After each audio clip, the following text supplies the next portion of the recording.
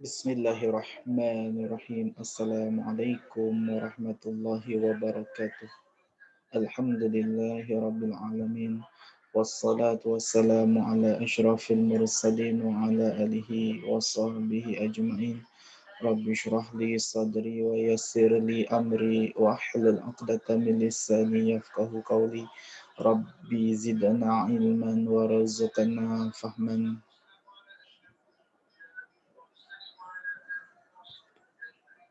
Alhamdulillah bertemu lagi kita pada hari ini di dalam tajuk tafsir ayat di dalam surah Al-Baqarah ayat 255 menyentuh tentang soal akidah. A'udzu billahi minasyaitonir rajim. Bismillahirrahmanirrahim. Allahu la ilaha illa huwal hayyul qayyum. لا تأخذه سنة ولا نوم له ما في السماوات وما في الأرض من ذا الذي يشفع عنده إلا بإذنه يعلم ما بين أيديهم وما خلفهم ولا يحيطون بشيء من علمه إلا بما شاء وسع كرسيه السماوات والأرض ولا يؤوده حفظهما وهو العلي العظيم. Surat Al-Baqarah ayat 255. Makna secara ijmali, makna secara ringkas.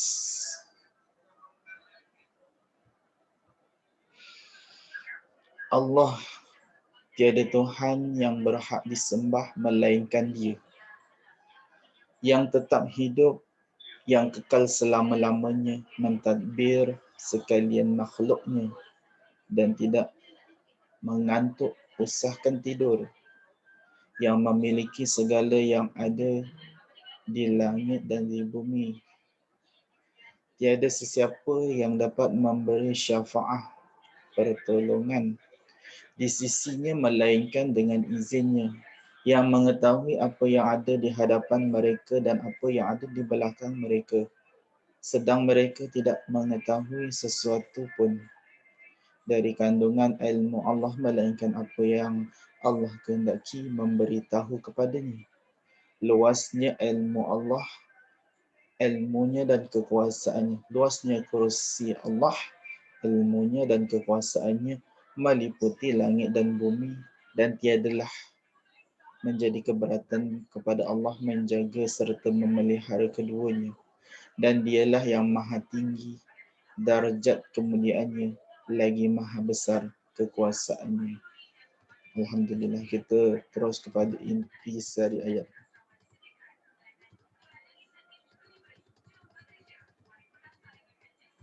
Bismillahirrahmanirrahim. Inti sari ayat.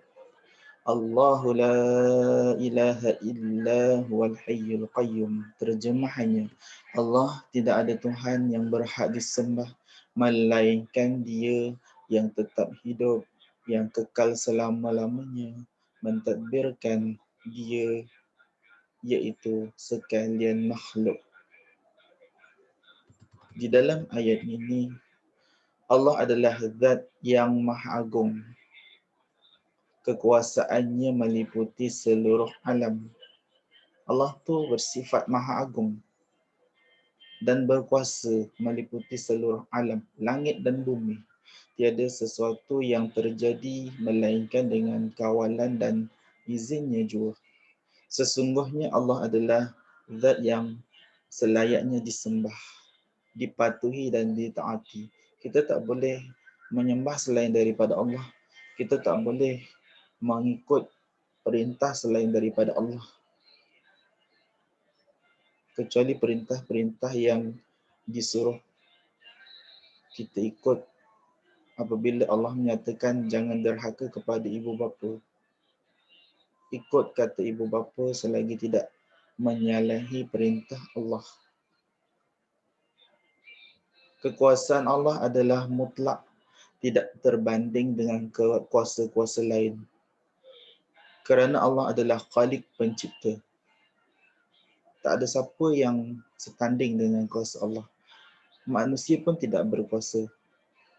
Hanya Allah sahaja yang berkuasa. Yang berkuasa hanya Allah Ta'ala sahaja. Manusia digelarkan sebagai manusia itu bertenaga. Sebab apa? Apabila manusia itu kehabisan makanan ataupun lama tidak makan, manusia itu akan hilang tenaganya, bukan kuasanya.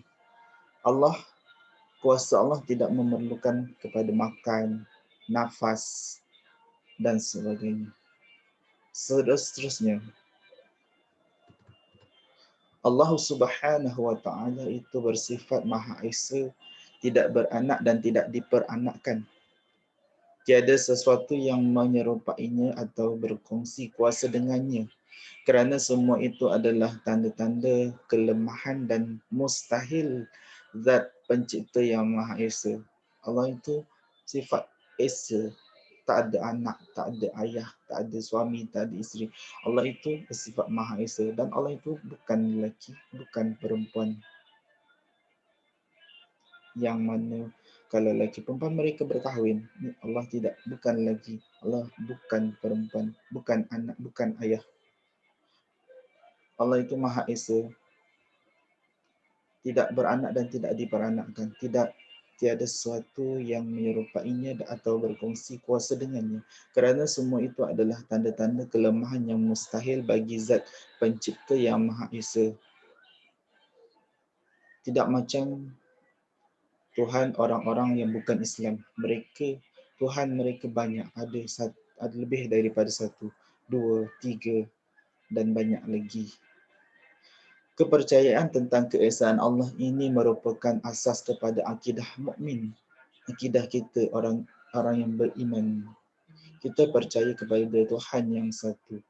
Apabila banyak Tuhan, dah tentu mereka, ini Tuhan-Tuhan mereka berebut kuasa. Tapi kita sebagai orang Islam, orang beriman, orang mukmin, percaya bahawa Allah yang Maha Esa, Allah itu tunggal, mempunyai kuasa ke atas keseluruhnya.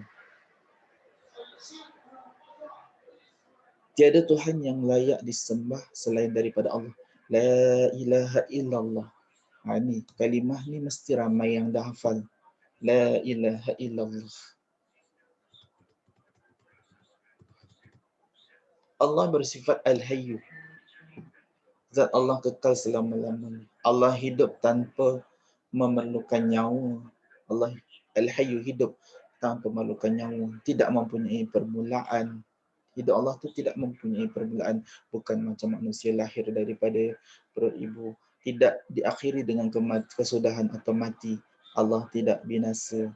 Kewujudannya dan kewujudannya tidak seperti makhluk ciptaannya yang dimulai dengan ada dan disudahi dengan kematian atau kemusnahan. Hidup Allah adalah kekal buat selama-lamanya. Demikian juga dengan kekuasaannya dan kebesarannya. Justru selayaknya Allah ditumpukan segala hajat, bantuan dan perlindungan. Kepada Allah sahajalah kita mohon segala hajat dan perlindungan. Allah juga bersifat Al-Qayyum. Ni sifat Allah. Tadi sifat Allah Al-Hayy. Ni juga Al-Qayyum. Yang mula-mula tadi Allah yang Maha Esa. Allah la ilaha illahu. Allah yang Maha Esa. Al-Qayyum yang bermaksud yang berdiri sendiri dalam mengatur dan mentadbir alam dan makhluk keseluruhannya. Allah Ta'ala berdiri dengan sendirinya tanpa memerlukan sebarang bantuan dan pertolongan. Sebaliknya makhluklah yang sangat-sangat memerlukan Allah. Kitalah makhluk yang dicipta. Maksud makhluk ni yang dicipta. Maksud makhluk adalah yang dicipta. Tadi ada di atas. Khalik tu pencipta. Makhluk yang dicipta. Kita yang dicipta ni sangat-sangat lemah. Sangat-sangat memerlukan kepada pencipta. Allah tu pencipta. Perlukan nyawa untuk hidup. Kita ni lah. Perlukan makanan. Kita ni lah. Minuman kita ni lah. Dan pelbagai keperluan lain untuk terus hidup. Perlukan perlindungan, naungan, rumah, dan sebagainya. Kesemua ini tidak akan diperolehi kecuali daripada Allah yang memiliki segala sifat kesempurnaan. Allah itu memiliki segala sifat kesempurnaan.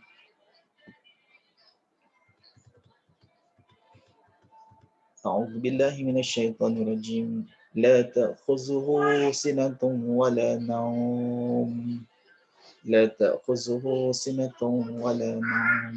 Terjemahannya, yang tidak mengantuk usahakan tidur.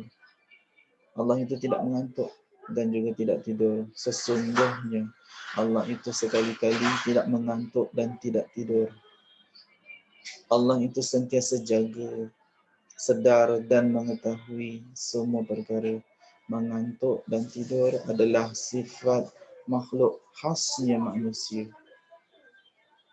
Ada manusia kita lihat tidur, binatang pun ada yang tidur. Mengantuk itu melupakan ingatan. Ayat ini cantik. Mengantuk itu melupakan ingatan. Kalau kita sentiasa ada sifat mengantuk, mengantuk itu melupakan. Orang yang sentiasa mengantuk, ingatannya tak kuat. Kita boleh perhatikan diri kita dan juga orang-orang lain. Kalau kita sentiasa mengantuk, ingatan kita tak kuat. Manakala tidur itu menghilangkan kesedaran akal dan hati. Ayat ini juga cantik. Mengantuk itu menghilangkan kesedaran akal dan hati. Orang yang tidur itu akal dia menjadi lemah, hatinya menjadi lemah. Di samping menghilangkan tenaga dan kekuatan.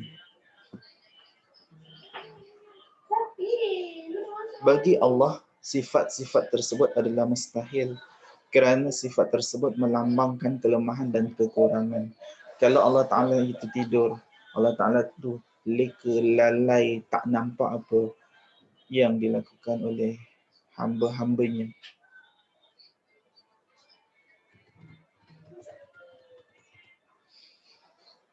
Ketiadaan sifat mengantuk dan tidur bagi Allah menunjukkan keagungan Allah tiada tandingannya.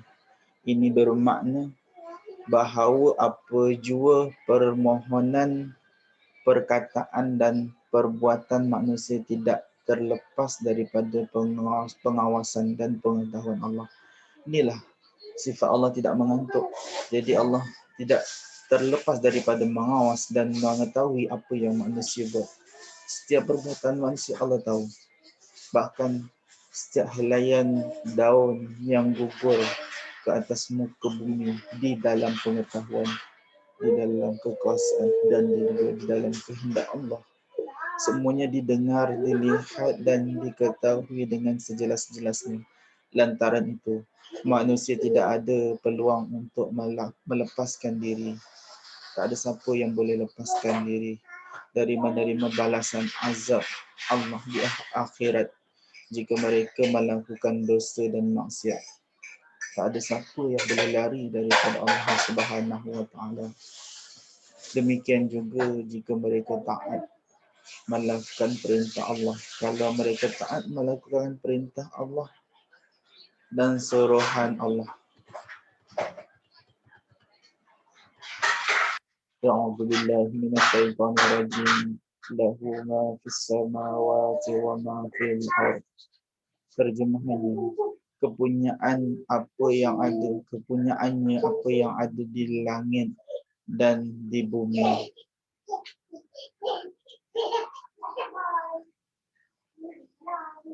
Semua yang ada di langit seperti matahari, bulan, bintang, planet dan sebagainya. Dan apa yang ada di bumi seperti manusia, jin, haiwan, tumbuhan, bukit, gunung, hutan, rimba dan lain-lain adalah milik dan kepunyaan Allah. Kesemuanya dijadikan dengan izin dan ketentuan Allah. Justru sewajarnya lah semua makhluk terus tunduk, patuh dan taat kepada Allah. Dikatakan semua sujud pada Allah. Semua malaikat sujud pada Allah. Semua binatang berzikir pada Allah. kita sebagai manusia, kitalah yang selalu leka, lalai, lupa akan Allah Subhanahu wa taala. Itulah sifat manusia, leka, lalai, suka kepada keseronokan. Namun begitu, masih terdapat sebahagian manusia yang tidak beriman dan ada pula yang mengaku beriman tetapi tidak melakukan amal-amal soleh, tidak buat perkara-perkara yang baik. Sepatutnya sebagai makhluk yang dikurniakan Allah akal dan pelbagai nikmat, manusia hendaklah sentiasa insaf bahawa dirinya adalah kepunyaan Allah. Kalau ada sifat insaf ini, sedar akan diri kita adalah kepunyaan Allah. Tubuh badan kita kepunyaan Allah. Semua adalah pinjaman. Seperti kata Ustaz Asri, tak ada milik kita. Mana ada milik kita? Mana milik kita? Tiada milik kita. Semua kita pinjam. Pinjam daripada Allah. Daripada Allah kita datang dan kepada Allah kita kembali. Kita datang daripada Allah dengan sifat-sifat fizikal yang sempurna. Tak akan nantinya kita pulangkan tubuh badan kita kepada Allah dengan keadaan hilang kaki, hilang tangan, buta mata, oleh kerana kita suka berlumba di atas jalan raya. Perintah-perintah Allah hendaklah dipatuhi dan larangan-larangan Allah hendaklah dijauhi. A'udzubillahi minasyaitonirrajim. Man dzalladzi yashfa'u 'indahu illa bi'idznih. Terjemahannya, siapakah yang dapat memberi syafaat di sisi Allah tanpa izinnya? Kalau Allah Ta'ala izinkan beri syafaat, maka kita dapatlah syafaat. Syafaat di sisi ialah, syafaat di sini ialah pertolongan atau bantuan. Sesuatu syafaat itu tidak akan terlaksana jika tanpa izin daripada Allah. Menerusi ayat 26 surah An-Najm, Allah menjelaskan maksud. Padahal berapa banyak malaikat di langit, syafaat mereka tidak dapat mendatangkan sebarang faedah kecuali sesudah diizinkan oleh Allah. Kecuali diizinkan oleh Allah, barulah kita dapat syafaat. Begitu juga syafaat Nabi. Bagi siapa yang dikehendaki dan diredai ini barulah dapat syafaat. Pada hari kiamat kelak, segala bentuk penyembahan dan yang dilakukan oleh manusia di dunia kepada yang lain daripada Allah, ia pasti tidak akan memberi syafaat atau pertolongan kepada mereka. Yang mana manusia menyembah berhala, menyembah selain Allah, matahari, pokok, bulan, itu semua tidak memberi syafaat kepada manusia. Bahkan mereka telah mensyirikkan Allah. Bahkan dosa mereka dosa besar. Mereka tidak sekali-kali akan memperolehi rahmat dan keredaan Allah. Sebaliknya, yang akan diterima oleh mereka ialah azab dan siksa daripada Allah Ta'ala. Dosa yang paling besar yang tidak diampunkan oleh Allah Ta'ala adalah dosa mensyirikkan Allah Subhanahu wa Ta'ala. A'udzubillahi minasyaitonirrajim. Ya'lamu ma baina aydihim wa ma khalfahum wa la yuhituna bi syai'in min 'ilmihi illa bima syaa'. Terjemahannya, yang mengetahui apa yang ada di hadapan mereka dan apa yang ada di belakang mereka, sedang mereka tidak mengetahui sesuatu pun dari kandungan ilmu Allah melainkan apa yang Allah kehendaki memberitahu kepadanya.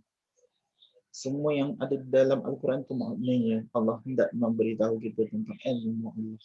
Dan juga hadis Nabi SAW dan juga sunnah-sunnah Nabi SAW. Ilmu Allah terlalu luas. Ia tidak mungkin terjangkau oleh kepintaran dan kebijaksanaan manusia. Manusia yang paling bijak, paling pintar pun tidak dapat menandingi, tidak dapat menguasai semua ilmu Allah.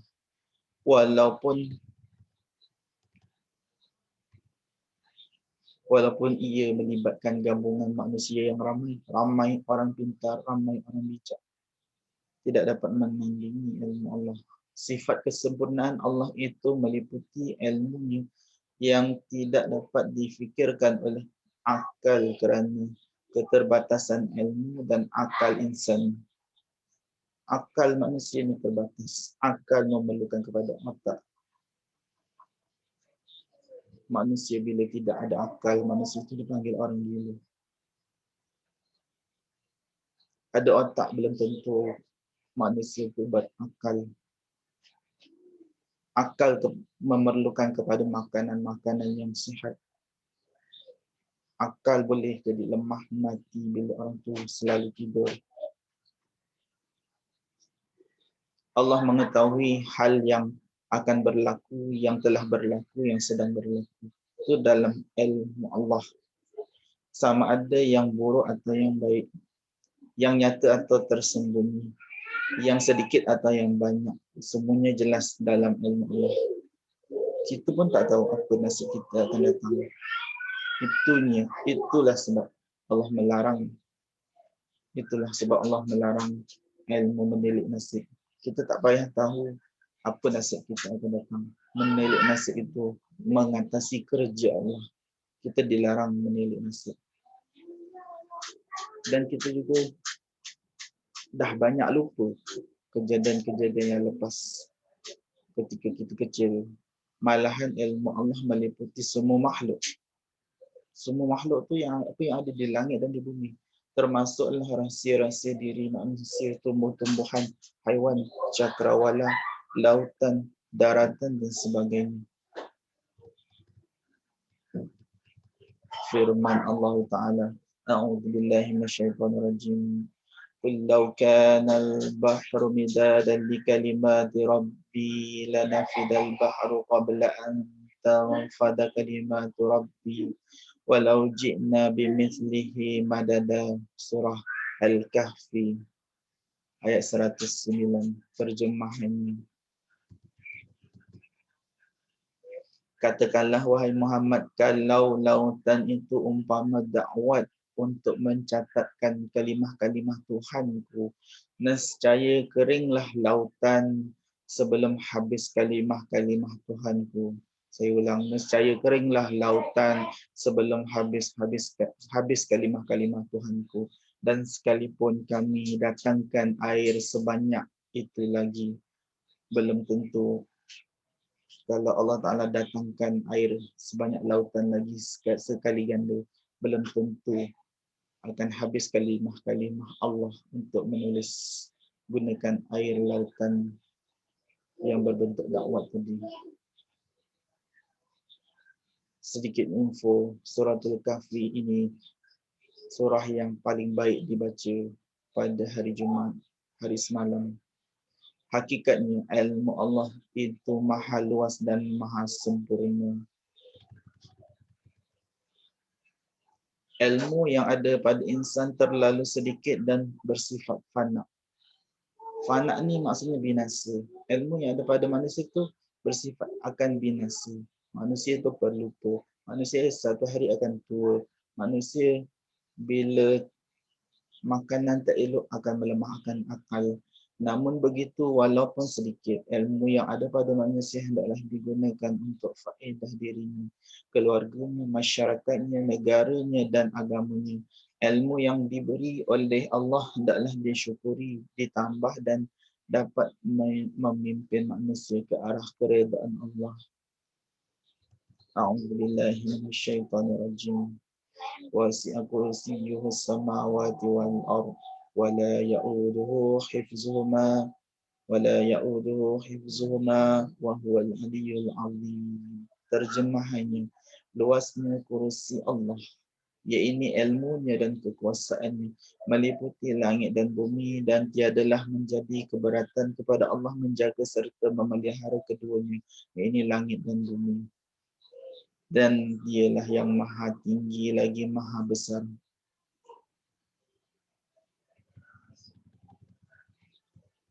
Menurut hadis yang diriwayatkan oleh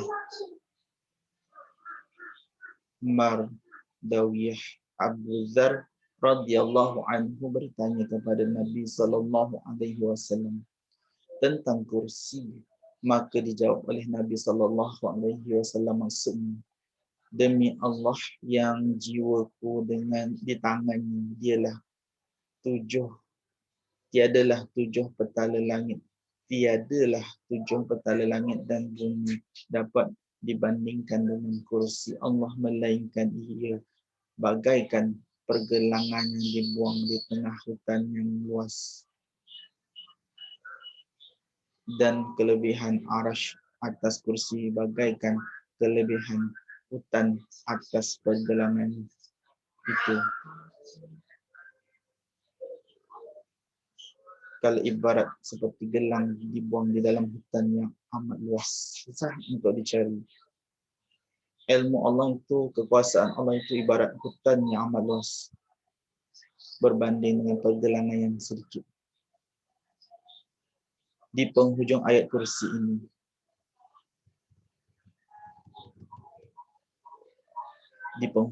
kursi ini, Allah menyatakan pula bahawa kursi ilmunya dan kekuasaannya maha luas meliputi langit dan bumi. Yang demikian apa juga yang ada di langit dan di bumi tidak ada sepatutnya, tidak ada satu pun yang terlepas daripada pengawasan dan pemeliharaan Allah. Justru orang yang beriman mestilah yakin terhadap kekuasaan Allah dan kebesaran Allah. Kita mesti tingkatkan iman kita dari hari ke hari supaya kita akan bertambah yakin dengan kuasa dan kebesaran Allah. Bertambah iman kita. Macam mana nak tingkatkan iman? Banyak lakukan amal-amal soleh. Jauhkan diri daripada perkara-perkara maksiat. Kepada Allah hendaklah ditumpukan kepadanya segala doa, hajat dan pertolongan. Suruhan-suruhan Allah hendaklah dipatuhi dan larangan-larangan Allah hendaklah dijauhi. Inilah cara untuk meningkatkan iman. Buat perintah Allah, tinggalkan larangan Allah. Hanya Allah yang layak disembah dan dipohon kepadanya segala perlindungan. Kepada Allah sahaja. Pengajaran ayat, kita lihat pengajaran ayat. Satu, mentauhidkan Allah Subhanahu wa taala adalah asas akidah. Ini ayat yang paling penting, asas akidah. Mentauhidkan Allah Subhanahu wa taala. Dalam Islam iaitu dengan meyakini di dalam hati bahawa Allah sahaja yang layak disembah dan ditaati serta menafikan segala tuhan ilah selain daripadanya.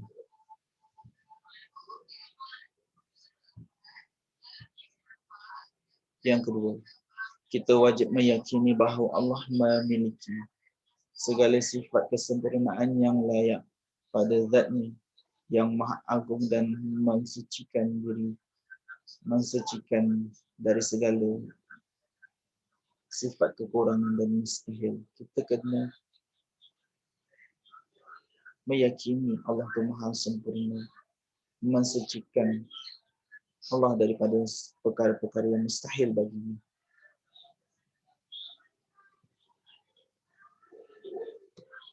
Allah mempunyai sifat kesempurnaan. Yang ketiga, hanya Allah sahaja tempat manusia bergantung dan memohon syafaat pertolongan di dunia dan di akhirat. Pada Allah sahaja tempat bergantung. Yang keempat, kita mestilah mensyukuri dan memanfaatkan ilmu yang telah dianugerahkan Allah kepada kita untuk mencapai kebaikan di dunia dan di akhirat. Kena ada sifat rasa bersyukur dan memanfaatkan ilmu.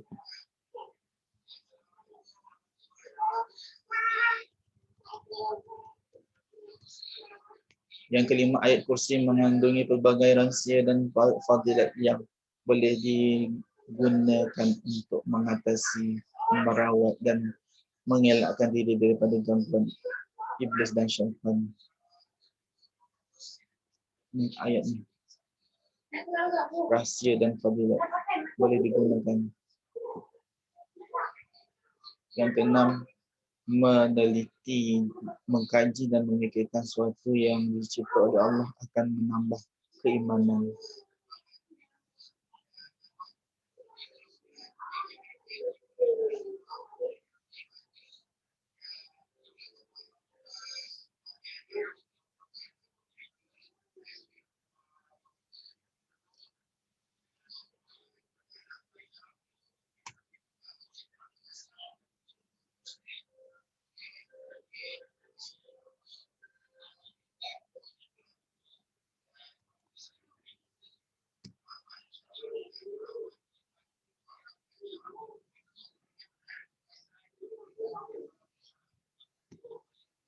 Yang keenam, meneliti, mengkaji dan memikirkan sesuatu yang dicipta oleh Allah akan menambahkan keimanan.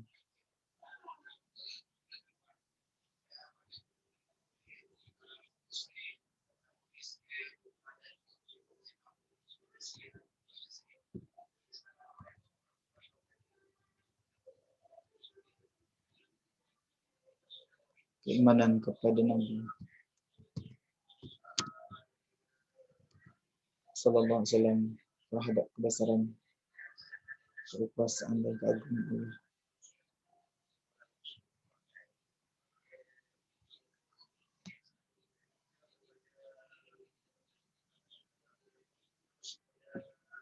Keimanan terhadap kebesaran. Yang keenam, sebelum meneliti, mengkaji dan memikirkan sesuatu yang dicipta oleh Allah akan menambah keimanan terhadap kebesaran, kekuasaan dan keagungan Allah. Ini cara nak menambah keimanan.